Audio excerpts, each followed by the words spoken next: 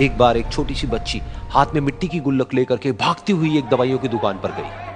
वो काफी देर तक वहां पर खड़ी रही, लेकिन दुकानदार का ध्यान उसकी तरफ नहीं गया क्योंकि और भी बहुत सारे लोग खड़े हुए थे। उसने दुकानदार को कई बार बुलाया, लेकिन वहां पर भीड़ इतनी थी कि दुकानदार का ध्यान उसकी तरफ गया ही नहीं। और फिर उस बच्ची को थोड़ा सा गुस्सा आया तो उसने अपनी मिट्टी की गुल्लक लेकर के वहीं काउंटर पर जोर से रख दी, जिसके बाद में जो दुकानदार था और जितने भी लोग खड़े थे वो सब उस बच्ची की तरफ देखने लग गए। और फिर उस दुकानदार ने उस बच्ची से पूछा, बेटे आपको क्या चाहिए? तो वो बड़े ही भोलेपन से बोली कि मुझे एक चमत्कार चाहिए।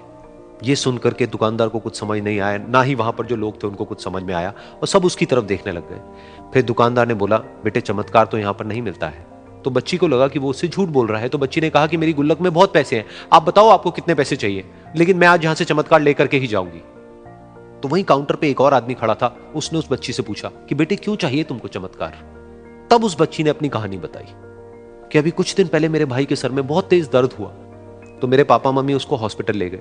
उसके बाद कई दिन तक मेरा भाई घर नहीं आया। तो मैंने कई बार अपने पापा से पूछा, लेकिन उन्होंने मुझे कुछ नहीं बताया। उन्होंने बार बार यही कहा कि वो आ जाएगा, वो कल आ जाएगा, वो कल आ जाएगा, लेकिन वो आ ही नहीं रहा था। तो मैंने देखा कि मम्मी रो रही है, और पापा मम्मी को कह रहे थे कि उसकी दवाइयों के लिए और उसके इलाज के लिए जितने पैसे चाहिए उतने मेरे पास में नहीं है, अब उसको कोई चमत्कार ही बचा सकता है।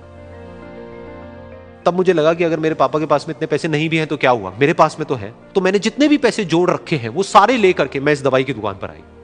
फिर उस आदमी ने उस बच्ची से पूछा, कितने पैसे हैं तुम्हारे पास में?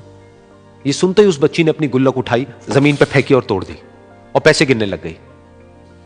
बाकी सब लोग खड़े होकर के उसको देख रहे थे। थोड़ी देर बाद उसने सारे पैसे अपने हाथ में इकट्ठे किए और बोली, मेरे पास में पूरे 19 रुपए हैं।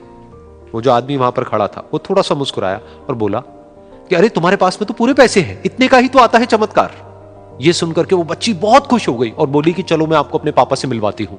बाद में पता लगा कि वो आदमी कोई आम आदमी नहीं था, बल्कि एक बहुत बड़ा न्यूरोसर्जन था, और उसने सिर्फ 19 रुपए में उसके भाई की सर्जरी करी, और कुछ ही दिन बाद वो ठीक होकर के घर वापस आ गया। फिर कुछ दिन बाद वो बच्ची, उसका भाई, उसके पापा, उसकी मम्मी, चारों एक साथ बैठे हुए थे और बात कर रहे थे। तो उसकी मम्मी ने उसके पापा से पूछा कि अब तो बता दो ये चमत्कार आपने किया कैसे?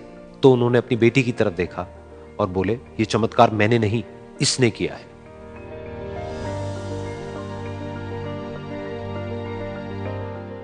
तो यहां पर एक बहुत बड़ी बात है जो हम उस छोटी सी बच्ची से सीख सकते हैं कि जिंदगी में कभी कभी ऐसा होता है कि हमको कोई रास्ता नजर नहीं आ रहा होता है और हम लोग हिम्मत हार जाते हैं। तब हमारे अंदर एक बच्चा होता है जो कोशिश करने से कभी भी पीछे नहीं हटता है।